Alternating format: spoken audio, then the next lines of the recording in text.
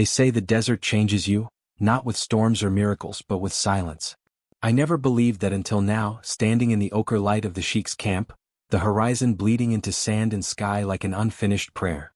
I came here for water, metaphorical and otherwise, to document ancient wells for a research project. But from the moment I saw him again, I knew I'd be leaving with something far more dangerous. His name is Tariq. He used to laugh too loud, speak too softly, and walk like the wind was his only companion. We met 2 years ago, briefly, when I first visited this region with my university team.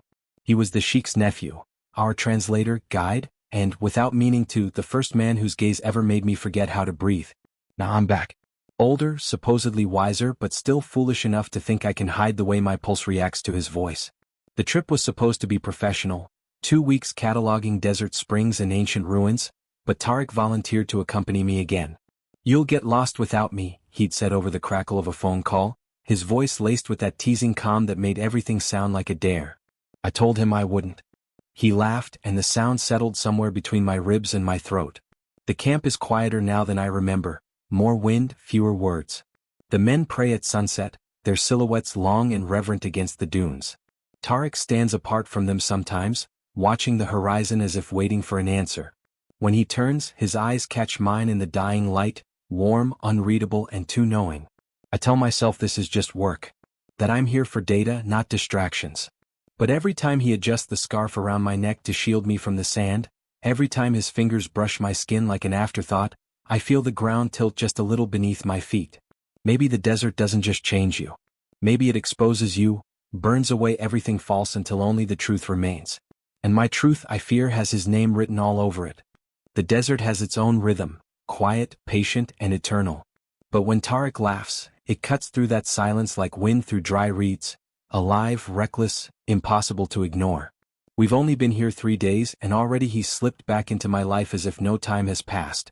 Mornings start with his voice outside my tent, calling out in Arabic for me to wake before the sun burns the dunes white. His tone always carries that teasing lilt, as though my sluggishness personally offends him. "Dr. Aamir," he calls, dragging out the title with a grin I can hear even before I unzip the tent.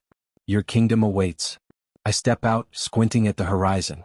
If this is a kingdom, it's missing air conditioning and coffee. He laughs, tossing me a canteen. "You're in the Sheikh's desert now. Water is worth more than caffeine." "Blasphemy," I mutter, but I take the canteen anyway. His fingers brush mine, barely a second, and the heat that flares in my chest has nothing to do with the sun. We drive through the dunes in his old Toyota, the kind that looks half-dusted in gold by the sand. The windows are always down, music low, a haunting oud melody that drifts lazily with the wind. Tariq hums along, tapping the steering wheel, his sunglasses reflecting endless dunes. Our work takes us from one ancient well to another, recording inscriptions, taking samples. But between tasks, the desert feels like its own world, suspended outside time. Sometimes he tells me stories, half myth, half memory. "They say the first lovers were born here," he muses one evening, eyes on the fire. "Two spirits made of flame and wind. They chased each other until the stars grew jealous." I try to sound casual. "And what happened to them? They burned the world around them," he says softly.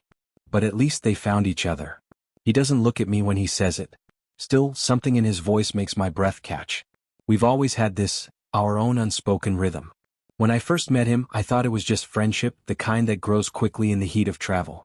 He was patient with my clumsy Arabic, endlessly amused by my city habits. Once, when I tripped over my own equipment, he called me Ustaz al-Rimal, professor of sand. I threw a pebble at him. He laughed so hard he nearly dropped his notebook. That laugh hasn't changed. It's still the sound that pulls me back when the desert threatens to swallow everything. The complication begins on the 4th night. We were supposed to stay near the main camp, but a miscommunication with the drivers leaves us stranded at a remote site, an old dried-up spring surrounded by eroded stone carvings. The sky turns violet, and the radio crackles uselessly. "We'll have to camp here," Tariq says, scanning the horizon. "The others will send someone tomorrow." I exhale slowly. "Perfect." He grins. "You sound thrilled." "It's not the first time you've stranded me somewhere," I reply. He raises an eyebrow. "I recall you insisting on just one more site the last time too." He's right. I can't even be annoyed. We set up camp under a ridge, the desert cooling around us like a living thing settling for sleep. The silence feels thicker out here, No other tents, no distant chatter, just wind and our own breathing. When night falls, the temperature plummets. I rummage through my bag for my sleeping bag, only to realize it's still in the truck that went back with the others. I curse under my breath. Tariq glances up from where he's tending the fire. Problem? Yeah. I left my sleeping bag behind. He tilts his head, pretending to think. I could let you freeze for the sake of your education. Generous. He smirks, then pats the blanket beside him. Or you could share mine. The words hang in the air between us, half a tease, half an invitation. The fire pops, scattering tiny sparks. I force a chuckle. You're impossible. Only when necessary, he says quietly. Later, when I finally lie down beside him, the air between us feels charged. The blanket is barely enough for two, and I can feel his body heat bleeding through the thin layer of fabric between us. I turn slightly away, afraid he'll hear how fast my heart is beating. He shifts too, just enough for his arm to brush mine. Neither of us moves after that. The silence stretches. Then, softly, he says, "You always look at the stars like they're hiding answers." I smile into the dark. Maybe they are. He hums. Or maybe they're just watching. Something about his tone, low, almost tender, makes my throat tighten. I want to say something, anything, but the words stay lodged behind my ribs. Instead, I focus on the rhythm of his breathing, the subtle rise and fall against my arm. The night stretches long and quiet. And though I tell myself I won't, I fall asleep with his warmth pressed softly against my side. In the morning, I wake before him. The first light spills across his face, turning his lashes gold, his lips soft and parted in sleep. For a moment, I just watch, the way his hand rests near mine, close enough that a small movement would bridge the space. It's a fragile moment, delicate as breath. I know I shouldn't linger, but I do. When his eyes finally open, catching me in the act, he doesn't pull away. He just smiles.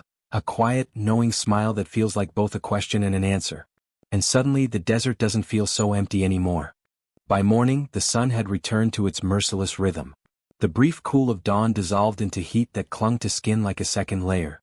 We'd packed our gear and set out early, hoping to meet the convoy that was supposed to pick us up near the ridge. But hours passed, and the horizon offered nothing but shimmering air.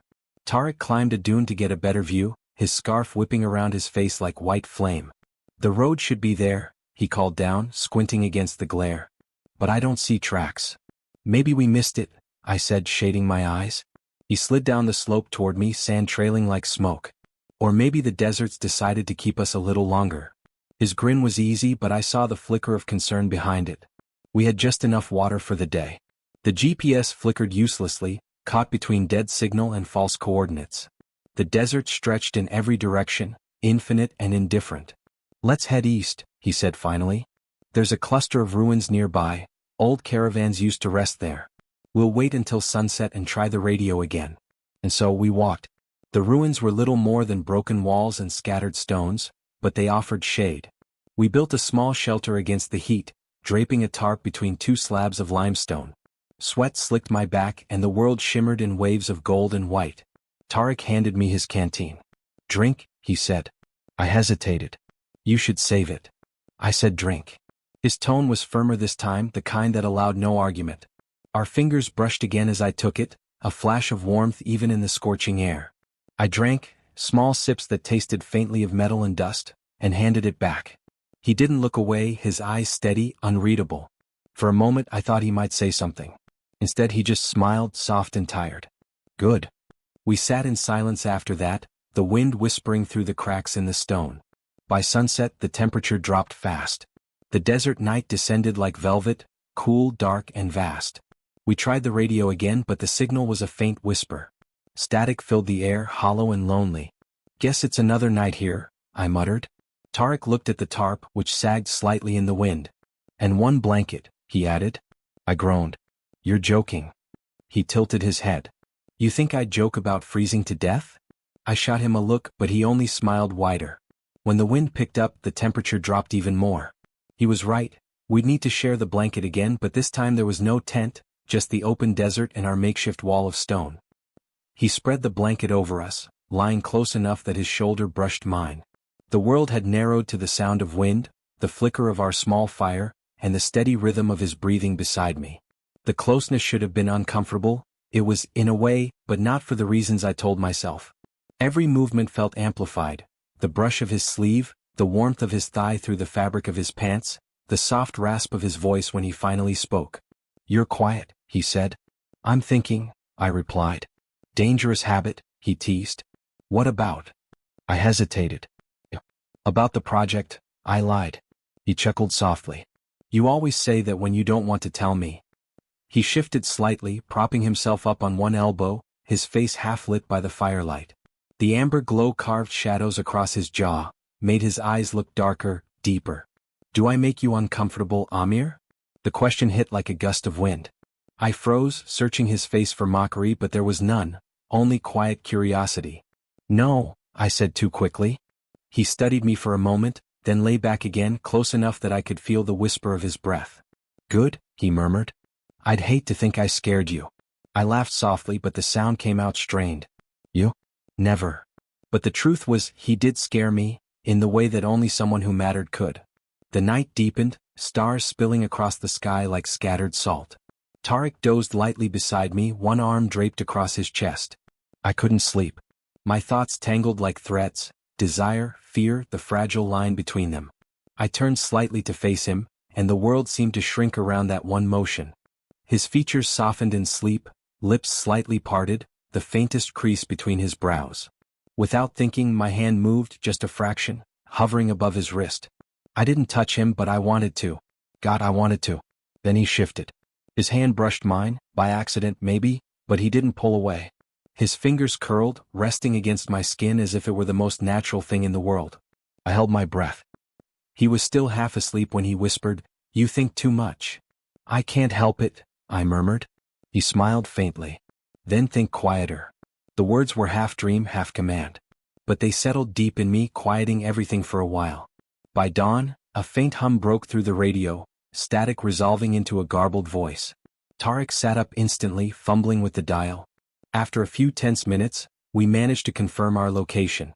Help was on the way. Relief washed through me, but it came with an ache I hadn't expected. The thought of leaving this fragile bubble, the closeness, the shared silences, felt like losing something unnamed. Tariq glanced at me, reading my expression too easily. "We'll be back at camp by noon," he said. "Yeah." He paused. "You sound disappointed." "I'm just tired." He smiled faintly. "Liar." I met his eyes then, and something unspoken passed between us. The same thing that had been building for days: heat, hesitation, longing. He didn't look away. Neither did I. And for a second I thought he might close the distance. But he didn't. He just stood, brushing sand from his clothes. "Come on, Professor," he said softly. "Let's go home." We walked back in silence, the sun climbing higher, turning the dunes to molten gold. Every step felt like a heartbeat, slow, steady, deliberate. And though nothing had been said, everything had changed. Something fragile had cracked open between us, and I could feel it, like the first tremor before a storm. I told myself I should be grateful for the distance that would return once we reached the others. But as the camp tents came into view, shimmering in the distance, I already missed the quiet closeness of the night before. I'd come to the desert to study what had long been buried. I hadn't expected to uncover my own heart in the process. The desert greeted us with indifference when we returned. The camp stood exactly as we'd left it, canvas tents fluttering, the air heavy with sun and silence. The other men cheered when they saw us crest the dune, relief and laughter spilling out in Arabic too quick for me to follow. Tariq smiled, accepted their embraces, but his eyes, those quiet, restless eyes, kept flicking toward me. By evening, the others had drifted to their own corners. The Sheikh invited us to share dinner beneath the main tent, and for a while it felt almost normal. Music hummed faintly from a portable speaker, bowls of rice and lamb perfumed the air, and laughter bubbled like a stream. Tariq sat across from me, leaning back, watching me with that half-smile that always seemed to hide something. But every time our eyes met, the laughter around us faded. I kept remembering the night before, the warmth of his arm against mine, the way his fingers had found my hand in sleep, the way the dawn light had caught on his face. I tried to shake it off, to bury it beneath small talk and polite smiles, but it lingered like desert dust. After dinner, when most of the men had turned in, I stepped outside to breathe. The air was cool now, threaded with the faint scent of smoke and wild sage. Stars spread endlessly above, clear and sharp, as if the universe itself was listening. I didn't hear Tariq approach until he spoke. "You've been quiet again." I turned. He was standing a few feet away, arms crossed, scarf loose around his neck. You keep saying that. He smiled faintly. You keep proving me right. I laughed under my breath. Maybe I'm just tired. He stepped closer, the firelight brushing across his face. No, he said softly. Tired doesn't look like that. Something inside me faltered. Like what? He took another step, close enough now that I could smell the faint salt of his skin, the smoke caught in his clothes. Like you're carrying something you don't know how to put down. For a moment, neither of us moved. The night pressed in around us, dense and electric. I don't know what you mean, I said, but my voice came out thin. Tariq tilted his head slightly, studying me as if I were a puzzle he'd already begun to solve. You do, he murmured. You just don't want to say it. I should have laughed, made some clever deflection, something to break the tension. But I couldn't. The air between us was too heavy, too full of everything we hadn't said. Why are you doing this? I asked quietly. He frowned. Doing what? Looking at me like that. His expression softened, a hint of confusion, or maybe vulnerability, passing through his eyes. Like what? Like you know something I don't. For a heartbeat he said nothing. Then, with a sigh that sounded almost like surrender, he whispered, Maybe I do. The words lodged deep, unsettling everything I'd tried to keep steady. My chest tightened, every memory of the past few days flashing like fragments of light. The teasing, the closeness, the quiet touches that lingered too long. Tariq. He looked at me then, fully, without the usual mask of humor. I told myself not to, he said. From the first day you came back, I told myself not to look at you the way I used to. But you, he shook his head, a small, helpless smile tugging at his lips. You make it very hard to keep promises. The ground seemed to shift beneath me. What promises? His gaze flicked down, then back up. To keep things simple. To remember you're just passing through again. That you'll leave and I'll stay, and it's better if nothing changes. Better for who? I whispered. He didn't answer. The silence stretched and I could feel my pulse in my throat. This was it, the moment I'd avoided for days, maybe years. The truth pressed at the back of my tongue like the edge of a blade. I can't pretend, Tariq, I said finally, my voice low, trembling. Not anymore. Not after everything. His brows furrowed. Pretend what? That it doesn't mean anything, I said. The way I look for you when you're not there. The way you talk to me like you're saying one thing and meaning another. The way you, my words faltered. I exhaled shakily. The way you touch me. He didn't speak. The wind moved between us, cool and dry, rustling the sand. I could see every emotion cross his face, surprise, hesitation, something like relief, and then a quiet, dangerous kind of understanding. When he finally spoke, his voice was barely above a whisper. You think I don't feel it too? The world seemed to still. He stepped closer until I could feel the warmth of his breath against my cheek. Every time you laugh, he murmured. Every time you look away when I get too close. You think I don't notice? My breath caught. I've tried to forget you, he said softly. You left, remember? You went back to your city, your world. And still, his hand lifted, hovering near my face, fingers trembling slightly before retreating. Still, you show up again and suddenly I can't breathe the same way. It was too much, the honesty, the nearness, the ache behind every word. I took a step forward, closing the last inch of space between us. Then stop trying, I said. He looked up sharply, eyes wide and dark. Aamir. I cut him off with a whisper. Stop trying to forget. The silence after that was absolute. The night, the stars, even the faint sound of the wind, all faded until there was only the two of us. He reached out, finally, and his hand found my wrist, tentative, as if testing the boundary between what could be imagined and what could be real. His thumb brushed over the pulse there, and I knew he could feel it hammering beneath his touch. This, he said, voice breaking. If we start this, we can't pretend it's nothing. I don't want it to be nothing, I breathed. He exhaled shakily, eyes searching mine for something. Fear, regret, permission. Whatever he saw made him move closer, so close that our foreheads nearly touched. For a heartbeat, we just stood there, breathing the same air, our hands tangled in hesitant, trembling silence. Then, like the breaking of a dam, he leaned in. The first touch of his lips was soft, uncertain, more a question than a statement. My breath hitched. His hand cupped the back of my neck, fingers warm against my skin. I answered without words, closing the distance, meeting him with everything I'd buried. The longing, the fear, the hunger that had lived quietly between us. It wasn't a perfect kiss. It was clumsy, human, full of pauses where we both half laughed, half gasped, unsure if this was allowed. But it felt real. The kind of real that rewrites you from the inside out. When we finally pulled apart, he rested his forehead against mine. His voice was rough when he whispered, "I've wanted to do that since the first time you looked at me." My heart stumbled. Then why wait? He smiled faintly, still out of breath. Because some things are worth breaking for. The fire crackled nearby, throwing shifting light across his face. His eyes, deep, dark, alive, met mine again, and in them I saw everything I'd been afraid to hope for: warmth, confusion, tenderness, and something dangerously close to love. He laughed softly, the sound catching in his throat. "So, what happens now?" I exhaled, smiling despite the tremor in my chest. "We stop pretending," I said. "And we see where it takes us." He nodded slowly, still holding my hand, thumb tracing circles against my skin. "Then I guess the desert's not done changing us yet." That night we sat side by side, watching the fire burn low, neither of us speaking much. His shoulder brushed mine every now and then, deliberate now, not by accident. The stars stretched endlessly above, witnesses to something fragile and new. For the first time, the silence between us wasn't heavy. It was full, of promise, of fear, of everything yet to come. The desert feels different now. It's the same wind, the same horizon, endless, ancient, but somehow softer. Maybe it's me who's changed. Maybe it's him. Or maybe it's the way the silence between us no longer feels like a wall, but a thread, thin and bright, pulling us closer.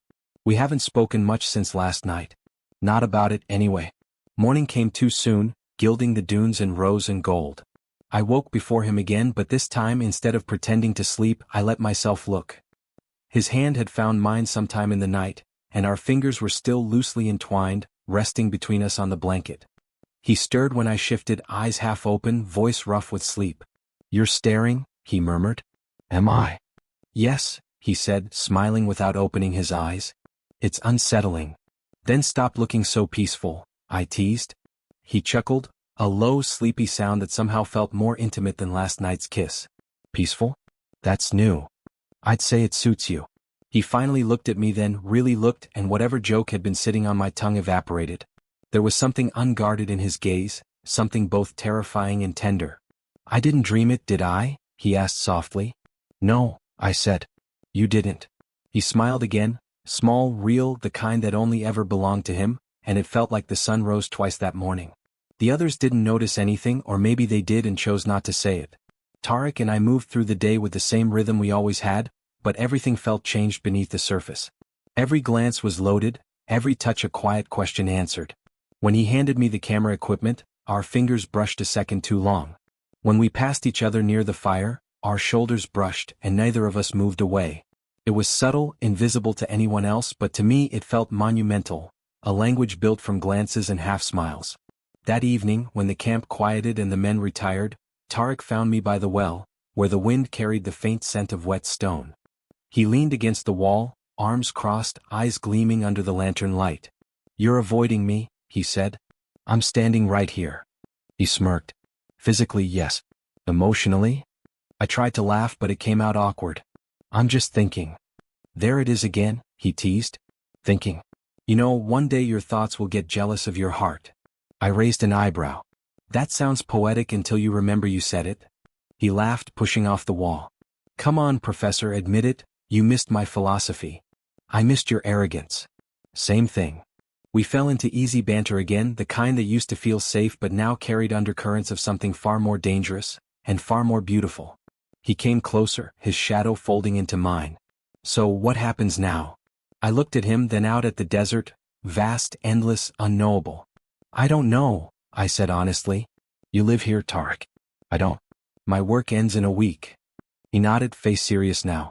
"I've been thinking about that." "Of course you have," I said, trying to mask the ache behind humor. "Always one step ahead." He smiled faintly. "Not always.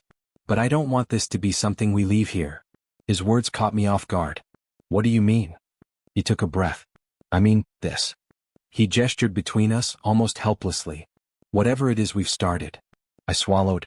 "You think it can survive everything?" His voice softened. "You think it can't?" "I don't know," I admitted. "You're the Sheikh's nephew." A man who looks at me like I'm more than that. That silenced me. The way he said it wasn't boastful, it was raw. He stepped closer, his hand finding mine with the same gentle certainty as last night. Maybe it won't be easy, he said. But I've spent too long not saying what I want. And right now, I want you here with me. I stared at him, heart pounding. You make it sound simple. Not simple, he said, squeezing my hand. Just worth it. We walked along the edge of camp after that, the night vast and forgiving. His hand stayed in mine most of the way, hidden between our bodies when someone passed, but neither of us let go. Do you remember the first day we met? I asked quietly. Of course. You tripped over your backpack and almost fell into a well. I groaned. You're never letting that go, are you? Never, he said, laughing softly. You looked so out of place. I thought, this man won't last a day in the desert. And now? He stopped walking. The moonlight caught his face, softened the line of his jaw, turned his eyes into silver glass. Now, he said slowly, I can't imagine the desert without you in it. Something in me unraveled. I stepped closer, sliding my hand to his chest, feeling the steady thrum beneath his shirt. Tariq. He covered my hand with his own. You don't have to say anything. But I want to, I whispered. I don't know how this works. I don't know what it means for either of us. But I don't want it to end here. He smiled, that soft, knowing smile that had undone me from the beginning. Then it won't. Later we sat by the fire again, close enough to share its warmth. His knee brushed mine, deliberate now, and he leaned just slightly, resting his head against my shoulder. Does this feel strange to you? He asked quietly. What? This peace. I thought about it. No, I said. It feels overdue. He hummed softly, fingers tracing invisible lines against my arm. I used to think I'd never have this, he said. That I wasn't allowed to want it. I turned to him. And now? Now, he said, smiling faintly, I'm letting myself. We didn't kiss again that night, not because we didn't want to, but because we didn't need to. There was something sacred in the quiet, in the small things, the shared warmth, the touch of his shoulder, the easy laughter that returned between breaths. When we finally parted to sleep, he paused by his tent, turning back with that same teasing glint in his eyes. Try not to dream too much, Professor, he said. I smirked. You're assuming I'll sleep. He chuckled. Then maybe I'll have to keep you company again. Maybe, I said, smiling. We'll see what the desert allows. He lingered for a moment, eyes soft, before disappearing inside. The fire burned low, crackling gently in the night. I sat alone for a while, staring out at the dunes. The stars seemed closer now, as if they'd drifted lower to listen. My hand still tingled where he'd held it, and somewhere deep inside, a quiet certainty settled in. Whatever came next, distance, silence, uncertainty, it would never erase what had begun here. Because some thirsts, once awakened, could never be drowned. They became part of you. And mine had found its answer in him. The wind was gentle that morning, sweeping softly over the dunes, carrying the faint scent of dust and sun. The kind of morning that made everything look suspended, light caught between sand and sky. Our last morning.